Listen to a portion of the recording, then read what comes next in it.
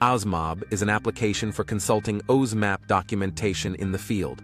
So we're going to log in here at the URL where OZmap is running, user and password, remembering that the user and password must be authorized in the OZmap settings to access the system. Here, he's already found the projects. I'm going to enter the first one. And then the first time we enter OZmob, we come up here on the left in the menu and click on Replace Local Data, yes, and then it will discard any leftover information it has here on the phone and download everything new from OZmap. Why? Because this way the system can work even offline, even in a region without signal, for example, since it's meant to be used on the street. We recommend that you do it on Wi-Fi because the first time can take a good few minutes. But from the second time onwards, just go to the menu and synchronize, and everything that's new on OZmap will just bring the differences here to your phone, and it'll be much faster, right? So, looking at its interface down here on the right, we have a little blue crosshair marked, which means that the GPS is on, and at the moment it's accurate to 30 meters. As I'm inside a building, the accuracy is lower. On the street, it's better. If I walk, it adjusts this little crosshair in the middle and brings the map to where I am. When I'm standing still, the map always returns to the same place. I'm going to turn off the GPS here now. See that the crosshairs have become transparent. Now I'm free to move my map around with my finger, and it will always draw around this crosshair. I can zoom in with my fingers, and then it shows us the elements of the network. For example, poles. If I get up close to a pole, I can access information about a pole. Cables, which in pink is a cable, and for me to know what the name of this cable is, down here on the right, there are 3 little stripes. If I press there, it will open a caption for us. So these are the cables that are appearing on the screen at the moment. There's also the client information. I'm going to click on the client here, so all the OZmap information is here.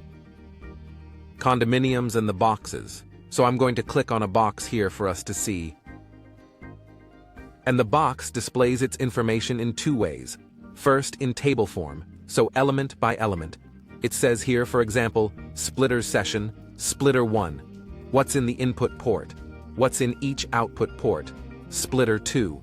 Cables and so on. And I can ask to see the drawing of that box as well, so it's there with the same drawing as inside OZmap. I can also navigate through the boxes, just like I can in OZmap, so through the cables. So here's the cable session.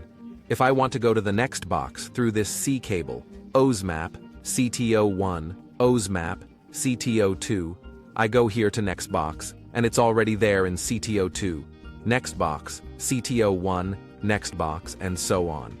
And what's displayed on the map, I can configure that too, so I go up here on the left in the menu, Settings, and then I choose whether I'm going to use the standard drawn map, or I'm going to use the satellite image, rendering radius in meters.